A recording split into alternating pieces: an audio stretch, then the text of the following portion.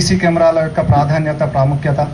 ఏ దొంగతనం జరిగినా కానీ, ఏ క్రైమ్ జరిగినా, ఏ యాక్సిడెంట్ జరిగినా, ఎలాంటి క్రైమ్ జరిగినా, అది మర్డరే కావచ్చు, యాక్సిడెంటే కావచ్చు, ఎవరు చేసిరు తప్పు అని ఇప్పుడు హ్యూమన్ అయితే, మనిషి అయితే భేషజాలు ఉంటాయి, అబద్ధం చెప్పొచ్చు. కానీ సీసీ కెమెరాలు మాత్రం ఎలాంటి ఇప్పుడు తెలుసు, బంగారము వాల్యూ తెలుసు, ప్రాణం యొక్క వాల్యూ తెలుసు, ఎవరు తప్పు చేసిరు ఏంది, ఇలాంటివన్నీ కూడా ఎలాంటి భేషజాలు లేకుండా అదొక యంత్రము. 100 మంది పోలీసులతో సమానం, ఇంకా 1000 మంది పోలీసులు చేయలేని పని కూడా ఒక సీసీ కెమెరా చేస్తుంది. అలాంటి సీసీ కెమెరాలు మేము వచ్చినప్పుడు ఆ ఫంక్షనింగ్లో లేకుండే, కొన్నే ఉండే సీసీ కెమెరాలు ప్రధాన కూడళ్లలో కూడా ఉన్నటువంటి పని చేయకుంటుండే. అటు వాటిని గుర్తించి ఏ క్రైమ్ కూడా మేము గుర్తించడానికి ఎట్లా జరిగింది, ఎవరు చేసిరు అనే దానికి మేము వ్యయ ప్రయాసాలు పడినాము. అప్పుడు దాని ప్రాధాన్యత గుర్తించి ప్రతి ఒక్కరిని మేము ఈ బిజినెస్ మ్యాగ్నెట్స్ అందరూ అంత అసెట్లను అందరినీ కూడా మేము రిక్వెస్ట్ చేస్తే వాళ్ళు సానుకూలంగా స్పందించి వాళ్ళ ఒక ప్రతి పైసా కూడా ఇప్పుడే కాదు కంటిన్యూగా ఉండాలి, పెట్టేసినాము ఆ తర్వాత వదిలేసినాము అనకుండా గౌతమ్ ఎంటర్ప్రైజెస్ రాజేష్తో అగ్రిమెంట్ చేయించి ఎంబడుండి మేము ఆ మెయింటెనెన్స్ కూడా కరెక్ట్గా ఉండే విధంగా మేము చూసుకుంటున్నాం సార్. ప్రతి వీధి, మెయిన్ స్ట్రీట్స్, ప్రధాన వీధులు అన్నీ కూడా ఫస్ట్ ఫేజ్లో సీసీ కెమెరాలో కవర్ కావాలి. అవన్నీ కూడా మానిటరింగ్ చేయాలా. ఎక్కడ ఏ క్రైమ్ జరిగినా కూడా ఇమ్మీడియట్గా డిటెక్ట్ చేసేటట్టు ఒక వ్యవస్థను ఏర్పాటు చేయాలని చెప్పి కూర్చొని నిర్ణయించుకోవడం జరిగింది.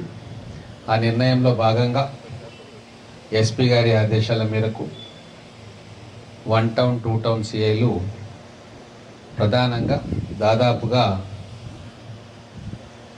ఇప్పటి వరకు 200 కెమెరాలు ఎన్ని ఫిక్స్ చేసారు? 200 దాదాపుగా కెమెరాలు ఫిక్స్ అయినాయి. ఇంకా 300-400 కెమెరాలు ఫిక్స్ చేయాల్సి ఉంది.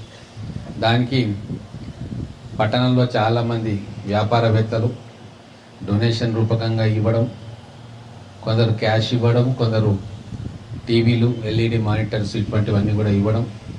మన ముడా చైర్మన్ గారు కూడా 25 lakhs ఈ సీసీ కెమెరాల కోసం ముడా నుంచి ఇవ్వడం. సో సమిష్టి కృషితోటి ఈరోజు మహబూబ్ నగర్ కార్పొరేషన్ ప్రధానమైన కూడల్లో, చౌరస్తాల్లో సర్వలెన్స్ అనేది మనకు 24/7 జరుగుతూ ఉంది. గతంలో ఎప్పుడు కూడా లేని ఆలోచన, చేయని ఆలోచన ఇప్పుడు మనం చేస్తూ ఉన్నాం. దానికి పోలీస్ సిబ్బంది ఒక ప్రిస్టేజ్గా తీసుకొని అందరి దగ్గరికి వెళ్ళి ఒప్పించి ఈ సీసీటీవీ కెమెరాలన్నింటినీ కూడా పెట్టించడం జరిగింది. గతంలో 2 నెలల క్రితం ఎస్పీ గారితో కొన్ని సీసీ కెమెరాలు ఓపెనింగ్ చేసుకోవడం జరిగింది. ఇప్పుడు ఇక్కడ 2 టౌన్ పోలీస్ స్టేషన్లో కొన్ని కెమెరాలు ఓపెన్ చేసుకోవడం జరిగింది.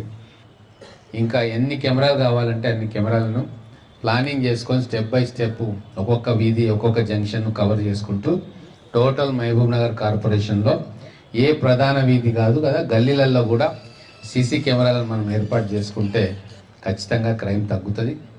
అలాగే మనం సీసీ కెమెరాలు ఉన్న విషయాన్ని కూడా మీడియా మిత్రులు ప్రజలకు చేరవేసే కార్యక్రమం చేయాలి. ఎక్కడెక్కడి నుంచో గ్యాంగులు మహబూబ్ నగర్కి వస్తూ ఉన్నాయి. ఇంతకుముందు సిఐ గారు చెప్పినట్టుగా హర్యానా నుంచి కూడా గ్యాంగులు ఇక్కడికి వచ్చి ఆపరేట్ చేస్తూ ఉన్నారు. ఒకసారి మన సీసీ కెమెరా వ్యవస్థలు ఏర్పాటు చేసుకుంటే ప్రజలకు తెలిసినా తెలియకున్నా దొంగలకు తెలిసిపోతుంది. ఏ నగరం విజిలెన్స్ సర్వేలెన్స్లో ఉంది, లేదు. సర్వేలెన్స్ లేని దగ్గర వాళ్ళ యాక్టివిటీస్ ఎక్కువ ఉంటాయి. మనం మానిటర్ చేసుకుంటూ ఇక్కడ సర్వేలెన్స్ చేస్తూ విజిలెంట్గా ఉంటే ఇక్కడ క్రైమ్ యాక్టివిటీ తగ్గుతుంది. కాబట్టి మనం పౌరులుగా మన బాధ్యతను నిర్వహించుకోవాలి. మన నగరాన్ని ప్రశాంతమైన నగరంగా, క్రైమ్ ఫ్రీ సిటీగా, అలాగే యాక్సిడెంట్ ఫ్రీ జోన్గా మనం మార్చుకోవాలి. ముఖ్యంగా స్కూల్ పిల్లలు ఉన్న దగ్గర, కాలేజీలు ఉన్న దగ్గర మనం చాలా జాగ్రత్తగా పోవాల్సి వస్తుంది.